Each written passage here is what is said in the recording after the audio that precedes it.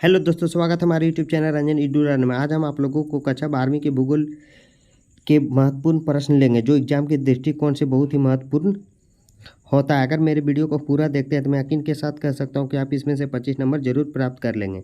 तो चलिए वीडियो को शुरू करते हैं। वीडियो शुरू करने से पहले अगर चैनल पर मेरे नए आए हो तो प्लीज़ सब्सक्राइब करके बेल आइकन दबा लें ताकि आप हमारे नए वीडियो की नोटिफिकेशन आपके तक पहुँच सके और सबसे पहले आप देख सके। तो चलिए वीडियो को शुरू करते हैं। पहला प्रश्न पूछ रहा है, नवनिश्चयवाद का प्रवर्तक कौन है? तो इसका राइट आंसर हो जाएगा टेलर।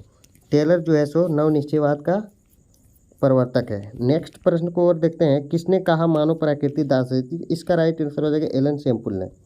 एलन सेम्पुल ने कहा कि मानव प्रकृति का दास है। अगला प्रश्न देखते हैं, मानव भूगोल का जनक किसे कहा जाता है? तो इसका राइट आंसर हो जाएगा रेटजल। रेटजल को मानव भूगोल का जनक कहा जाता है। संभववाद शब्द का प्रयोग सर्वप्रथम किस फ्रांसीसी विद्वान ने किया? तो इसका राइट आंसर हो जाएगा लुसियान फेब्रे ने। इसका राइट आंसर हो जाएगा। मानव भूगोल क्रियाशील मानव और अस्थायी पृथ्वी के परिवर्तनशील संबंधन का अध्ययन है, ये किसने कहा है? तो इसका राइट आंसर हो जाएगा कुमारी सैंपल।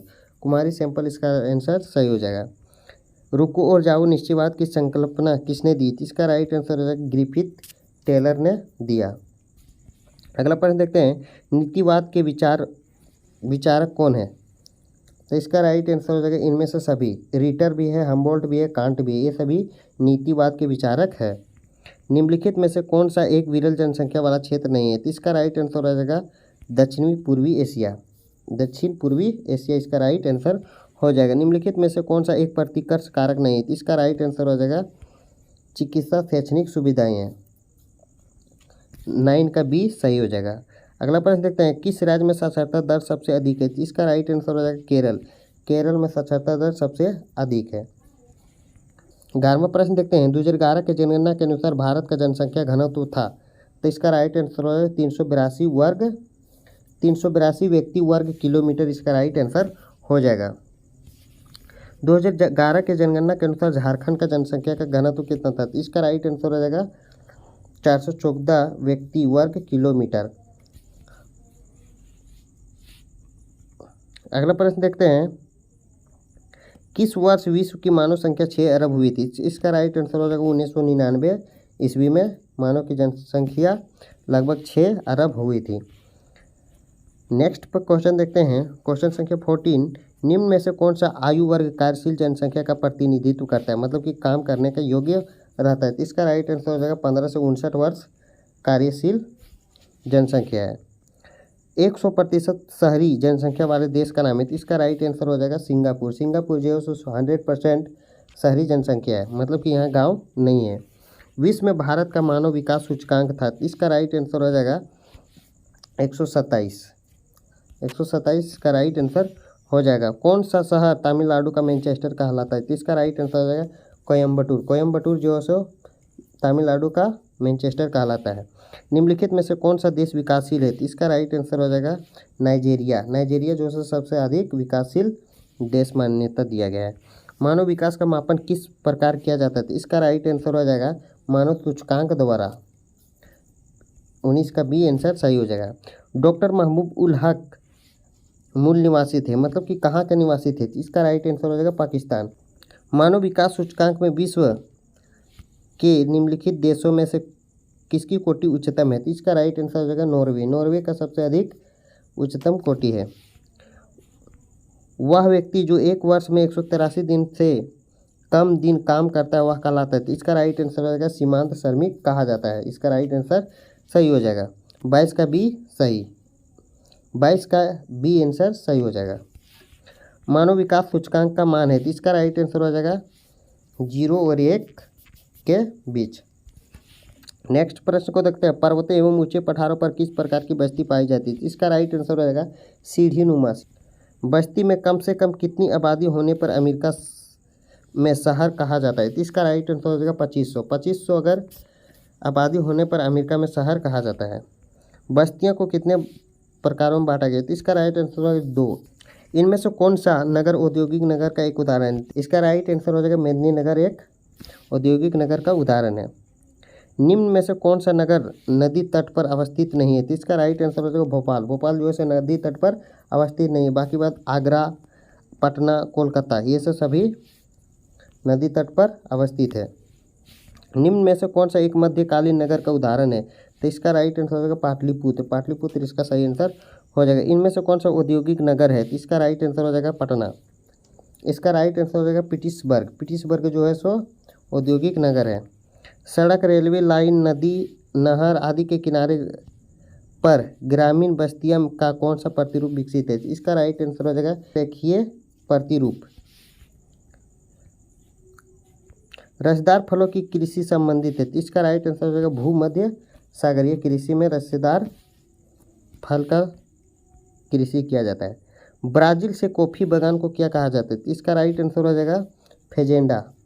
फेजेंडा इसका राइट आंसर हो जाएगा। शुष्क कृषि निम्न में से कौन सा फसल नहीं बोई जाती थी? इसका राइट आंसर हो जाएगा गन्ना। गन्ना नहीं बोए जाते हैं। फूलों की कृषि कहलाती है। इसका राइट आंसर हो जाएगा पुष्प उत्पादन। इसका राइट आंसर हो जाएगा पुष्प उत्पादन। किस फसल की खेती बुआई के समय कम तापमान होना चाहिए? तो इसका राइट आंसर हो जाएगा गेहूँ। गेहूँ की खेती के समय तापमान कम होना चाहिए।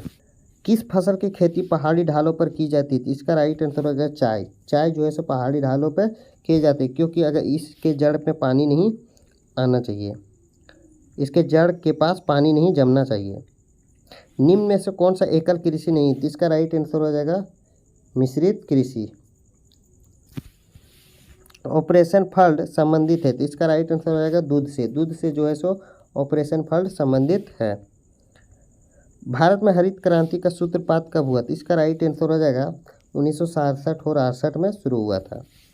निम्नलिखित में से कौन सा पेय फसल है? तो इसका राइट आंसर हो जाएगा चाय और कॉफ़ी दोनों। तो इसका राइट आंसर हो जाएगा सी, दोनों, ए और बी। खरीफ फसल की कृषि ऋतु क्या है? तो इसका राइट आंसर हो जाएगा जून से सितंबर में खरीफ फसल उगाया जाता है। रबी की फसल का पैदा होती है। तो इसका राइट आंसर हो जाएगा शीत ऋतु में रबी फसल किए जाते हैं। रबी फसल में कौन कौन सा बोए जाते हैं? तो गेहूँ, चना, मटर, यही सब फसल लगाए जाते हैं। हरित क्रांति संबंधित है। तो इसका राइट आंसर हो जाएगा खाद्यान्न उत्पादन से। अगला प्रश्न देखते हैं, रसदार सरोवर परियोजना किस नदी पर है? तो इसका राइट आंसर हो जाएगा ये नर्मदा नदी पर के पास है। भारत की सबसे लंबी नदी कौन सा है? तो इसका राइट आंसर हो जाएगा गंगा। गंगा इसका सही आंसर हो जाएगा। नागार्जुन सागर का परियोजना किस नदी पर है? तो इसका राइट आंसर हो जाएगा महानदी के पास। इसका राइट आंसर हो जाएगा कृष्णा नदी के पास। अगला प्रश्न देखते हैं, निम्नलिखित राज्य में से किसमें हीराकुंड परियोजना अवस्थित है? तो इसका राइट आंसर हो जाएगा ओडिशा। ओडिशा में हीराकुंड परियोजना अवस्थित है। 50वां प्रश्न देखते हैं, कौन नदी बेसिन पूर्वी भारत में है? तो इसका राइट आंसर हो जाएगा महानदी बेसिन, आंसर सही हो जाएगा। 11वीं पंचवर्षीय योजना की अवधि है। तो इसका राइट आंसर हो जाएगा 2007 से 2012, और 12वीं पंचवर्षीय पूछेगा तो 2012 से 2017। अगला प्रश्न देखते हैं, निम्नलिखित में कौन सा सबसे छोटी इकाई है? तो इसका राइट आंसर हो जाएगा तापी बेसिन। तापी बेसिन है जो सबसे छोटी इकाई है। भाखड़ा नंगाल परियोजना अवस्थित है। तो इसका राइट आंसर हो जाएगा सतलज नदी पर। 53 का ये आंसर सही हो जाएगा। प्रश्न संख्या 54 को देखते हैं, इंदिरा गांधी नहर में किस नदी से पानी प्रवाहित होती है? इसका राइट आंसर हो जाएगा व्यास। व्यास नदी के पानी को प्रवाहित कौन करता है? इंदिरा गांधी नहर। गोदावरी बेसिन कहाँ है? तो इसका राइट आंसर हो जाएगा दक्षिण भारत में। प्रश्न संख्या 56 को देखते हैं, गोदावरी नहर किस राज्य में अवस्थित है? तो इसका राइट आंसर हो जाएगा महाराष्ट्र। महाराष्ट्र में गोदावरी नहर अवस्थित है। भारत में विश्व जल संसाधन का लगभग कितने प्रतिशत भाग पाया जाता है? तो इसका राइट आंसर हो जाएगा 4%। क्या 58 देखते हैं, प्रतिकर्ष अपकर्ष कारक उत्तरदायी है? तो इसका राइट आंसर हो जाएगा प्रवास के लिए। प्रवास के लिए प्रतिकर्ष और अपकर्ष कारक उत्तरदायी है। सबसे कम लिंगानुपात किस देश का है? तो इसका राइट आंसर हो जाएगा लाटविया। लाटविया का सबसे कम लिंगानुपात है। 60वां प्रश्न देखते हैं, हीराकुंड डैम किस नदी पर बनाया गया है? तो इसका राइट आंसर हो जाएगा शंख। शंख नदी के पास बनाया गया है। निम्नलिखित में से कौन सा देश उच्च मानव विकास वाला है? तो इसका राइट आंसर हो जाएगा नॉर्वे। नॉर्वे जो है सब उच्च मानव विकास वाला देश है। मानव विकास सूचकांक 2016 के संदर्भ में विश्व के देशों में भारत की निम्नलिखित में से कौन सा स्थान था? तो इसका राइट आंसर हो जाएगा 131वां स्थान था। 131 इसका राइट आंसर हो जाएगा। आर्द्र कृषि में कितनी वार्षिक वर्षा आवश्यक है? इसका राइट आंसर हो जाएगा 75 सेंटीमीटर से अधिक। प्रश्न संख्या 64 देखते हैं, निम्न में से कौन सा कारक प्रवास का आकर्षक व अनुकूल कारक है? इसका राइट आंसर हो जाएगा रोजगार के अवसर। रोजगार के अवसर इसका राइट आंसर हो जाएगा। भारत जनगणना इतिहास में किस वर्ष को ग्रेट डिवाइस की संज्ञा दी गई? इसका राइट आंसर हो जाएगा 1921। मुंबई में सबसे पहले सूती वस्त्र का कारखाना स्थापित किया गया था, क्योंकि मुंबई एक पतन था, मुंबई एक वित्तीय केंद्र था, संस्पर्शीय कपास उत्पादक क्षेत्र था, उपयुक्त सभी। इसका राइट आंसर उपयुक्त सभी था, इसलिए मुंबई में सूती वस्त्र का कारखाना स्थापित किया गया था। भारत में स्थानांतरित कृषि को क्या कहते हैं? तो इसका राइट आंसर झूम कृषि कहा जाता है। 67 का 20 सही हो जाएगा। दो देशों के मध्य व्यापार कहलाता है? इसका राइट आंसर हो जाएगा अंतर्राष्ट्रीय व्यापार कहा जाता है। जब दो देशों में व्यापार किए जाते हैं तो पहला अपना देश को छोड़कर दूसरे देश को अंतर्राष्ट्रीय देश कहा जाता है। 69वां प्रश्न देखते हैं, वर्ष 2011 के अनुसार 50 लाख से अधिक जनसंख्या वाला नगर निम्न में से कौन सा है? इसका राइट आंसर है पुणे।